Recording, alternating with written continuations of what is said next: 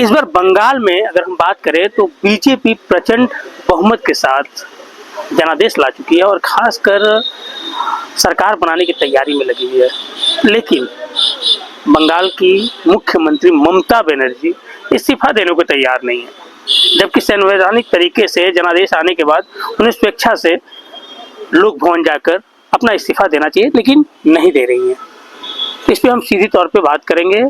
हमारे साथ दो वरिष्ठ पत्रकार हैं, हम उनसे जानेंगे आखिर जनादेश आने के बाद इस तरह का रवैया अपनाना राज्यपाल मुख्यमंत्री को कितना शोभा देता है। देखिए, ये तो शोभनीय नहीं है। चुनी हुई सरकार है। मान लीजिए ममता बनर्जी भी जो है पहले शपथ ग्रहण करके जनता जनादेश दी है, तो उन्होंने शपथ ग्रहण करके मुख्यमंत्री बने, तो जनादेश को सम्मान करना चाहिए। उसके बाद यदि वो नहीं देती है तो ये एक तरह से अराजकता फैलाने की बात है। लेकिन भारतीय संविधान में ऐसा, सुनिए, इनका भी काट है। वो नहीं देंगे तो उनको समर्थन के लिए राज्यपाल बुलाएंगे, बहुमत साबित करने के लिए उनको बुलाएंगे। बहुमत साबित नहीं कर पाएंगे तो ऑटोमेटिक वो हट जाएंगे। कितना समय रहता है इसमें? समय नहीं, राज्यपाल आपको बुलाए, राज्यपाल बुलाने के बाद उसको जो देता है अल्टीमेटम देता है कुछ समय के लिए। उस समय जितना हो, 1 दिन 2 दिन 4 दिन या जो भी है, राज्यपाल के वो विवेक में काम करता है।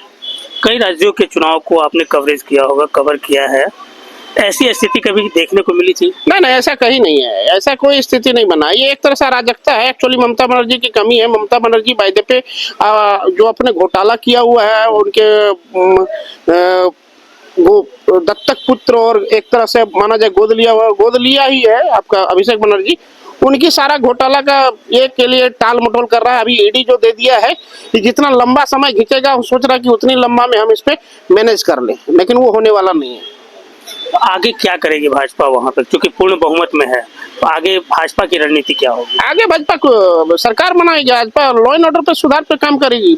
भाजपा क्या करेगी? भाजपा सरकार बना के लॉ एंड ऑर्डर पे काम करेगी। बंगाल को स्वर्ण बंगाल बनाया जाएगा। ये जो स्थिति पैदा हुई है, क्योंकि तो आपने कई जो राजनीतिक खबरें हैं वो हमेशा आप देखते रहते हैं, ऐसी अराजकता की स्थिति कभी बनी थी ऐसा देश में? आज तक तो मैंने पिछले 30-35 सालों में कभी ऐसा नहीं हुआ कि कोई हारा हुआ मुख्यमंत्री जबरदस्ती ये कहे कि नहीं, मैं नहीं हारा हूं और मैं पद से इस्तीफा नहीं दूंगा।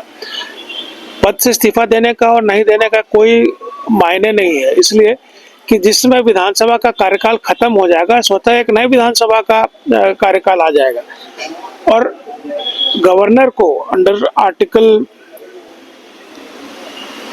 आपको मैं बता रहा हूं, राज्यपाल को एक मंत्री, चूंकि मंत्रिमंडल में तो एक वो भी मंत्री है, किसी भी राज्यपाल को ये पावर है सेक्शन 164 आर्टिकल 164 सेक्शन 51/1 एंड 51/5 कि वो गवर्नमेंट ऑफ इंडिया एक्ट 1935 कि वो किसी भी मंत्री को जब चाहे बर्खास्त कर सकते हैं, पहली बार। और अगर मुख्यमंत्री जो अभी ममता जी कह रही हैं कि वो नहीं देंगे, तो पहला तो जो अगर वो विधानसभा के सदस्य नहीं है तो स्वतः विघटित हो जाएगी जो विधानसभा, तो स्वतः उनका मेंबरशिप विधानसभा का खत्म हो जाएगा। उसके बाद भी वो कहे कि नहीं, हमें 6 महीना तक रहने का अधिकार है, तो राज्यपाल को भी वो अधिकार है कि उनको तत्काल रूप से बर्खास्त करते हुए नए जो निर्वाचित होंगे सदस्यों द्वारा मुख्यमंत्री, उनको वो पद का शपथ दिला देंगे और वो स्वतः अपने आप समाप्त हो जाएगा। इसलिए ये उनका अगर हम कह सकते हैं कि ममता जी का ये मानसिक दिवालियापन है।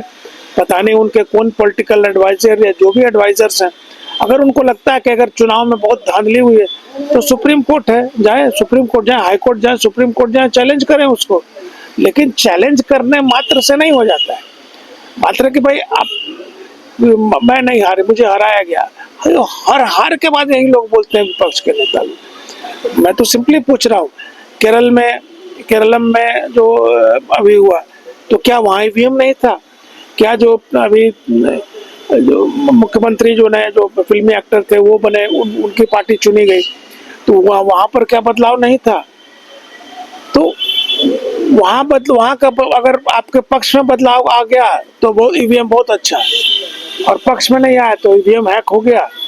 अरे अगर बंगाल में अभी भी एक विधानसभा है, फाटा, शायद फाटा नाम है, जहाँ पर के अब इलेक्शन होना, क्योंकि सारे विधान बूथ पर कैंसिल कर दिया गया था। क्यों?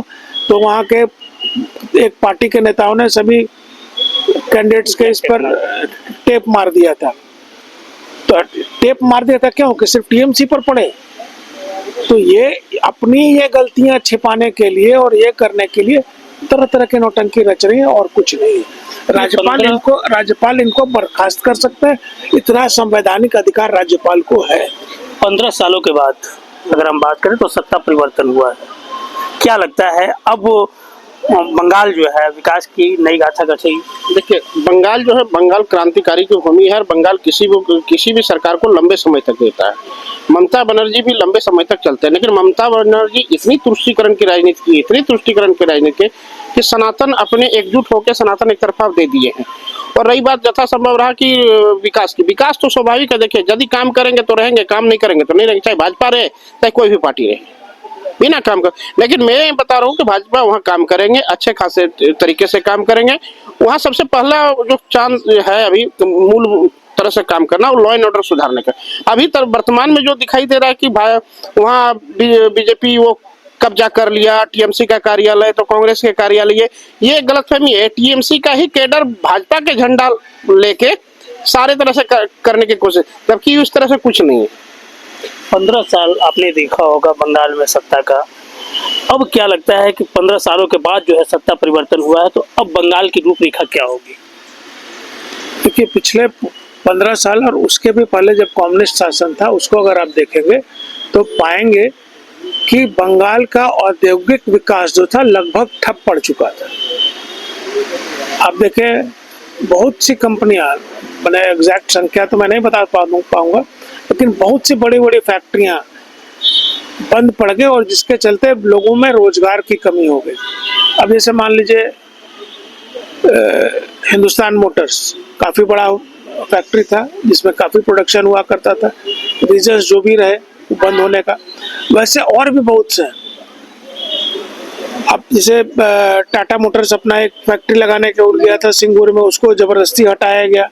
तो अगर वो सिंगूर की फैक्ट्री काम करती वहाँ टाटा की, तो क्या किसको एम्प्लॉयमेंट मिलता? एम्प्लॉयमेंट तो वहीं के आदमियों को मिलता, वहाँ जो वर्कर है उनको मिलता।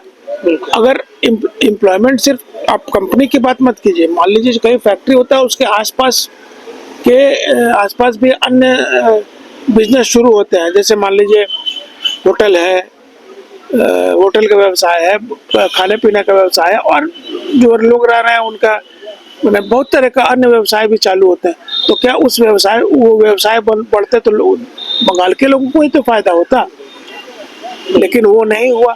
तो जो भी औद्योगिक बड़े औद्योगिक घराने, अब वो फिर से अगर चाहेंगे कि नहीं हमको उसमें करना है, तो फिर से अगर वो पैसे कोई पॉलिसी सरकार लाती है कि भाई, तो उससे कुछ औद्योगिक विकास में फायदा होगा तो भाई अगर बंगाल को फायदा होगा तो उसके आस पड़ोस के राज्यों को भी फायदा होगा, चाहे वो नॉर्थ ईस्ट के राज्य हो, चाहे हमारा बंगाल हो, ऐसा झारखंड हो या यूपी हो, जो कुछ भी उनको भी फायदा होगा।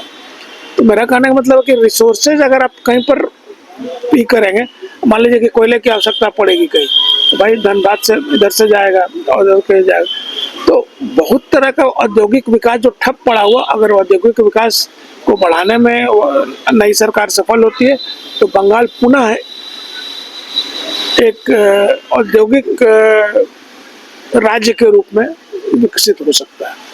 क्या पंकज भैया की बात जो है सरासर सही बात है। बंगाल में वाम और टीएमसी के सरकार में 304 कंपनियां बंद है, इसमें से आपको 130 कंपनी सिर्फ जूट की कंपनी है। और ट्रेड यूनियन जो है एक तरह से देखिएगा तो बंगाल से ही उत्पन्न होती है, और सबसे ज्यादा उद्योग वहीं बंद है। तो ये पलायन का जो स्थिति हुआ है, ये 2 सरकार में ही हुआ है। आपका वाम सरकार में, आपका वाम और ये टीएमसी के सरकार में। अब रही बात की जिस देखिए कि टूरिज्म की बात आई, टूरिज्म में बात में देखिए छोटे छोटे राज्य है, जैसे उत्तराखंड है, हिमाचल है, ये हमारे भारत का जम्मू एंड कश्मीर है, ये टूरिज्म, उससे बड़ा टूरिज्म देखिएगा तो बंगाल एक तरह से है। जो हमारी सिलीगुड़ी है क्षेत्र है, वहां से नॉर्थ ईस्ट के 7 स्टेट को मार्केटिंग होती है और सातों स्टेट ये टूरिज्म प्लेस है। आप बंगाल को एक तरह से देखिएगा ना तो भारत का सबसे ज्यादा औद्योगिक और भारत का सबसे विकसित यदि देखा जाए तो बंगाल ही हो सकता है। वहां पे कोयला है, मिनरल्स है, उद्योग है, उसके बाद आपका कृषि है, उसके बाद आपका टूरिज्म प्लेस, कोई ऐसा चीज सेक्टर नहीं जिसमें, यहाँ तक वहां पे पोर्ट भी है, बिल्कुल सारा चीज वहीं से जुड़ा हुआ है। कोई ऐसा राज्य नहीं जो इतनी साधन दिया हुआ है जितना बंगाल को। बंगाल को वायदे पे जानबूझ को विकास किया गया था क्योंकि राजनीतिक रोटी सेकना था। और बंगाल को यदि भाजपा भी नहीं करेंगे तो भाजपा भी समझेंगे, बंगाल को तो भाई करना होगा। बिल्कुल। अब बहरहाल अब देखना है कि प्रचंड बहुमत के साथ बीजेपी बंगाल में सरकार बनाने की तैयारी में जुट गई है। अब कितना विकास करता है बंगाल, यह देखने वाली बात होगी, लेकिन यह हम कह सकते हैं कि विकास की एक नई गाथा रचने का काम बंगाल करने जा रहा है। अपने सहयोगी संतोष के साथ Kanhaiya Kumar, JP Bharat live, Dhanbad. JP Bharat live, Bharat की बात जेपी के साथ। वीडियो को लाइक करें, शेयर करें और चैनल को सब्सक्राइब करें।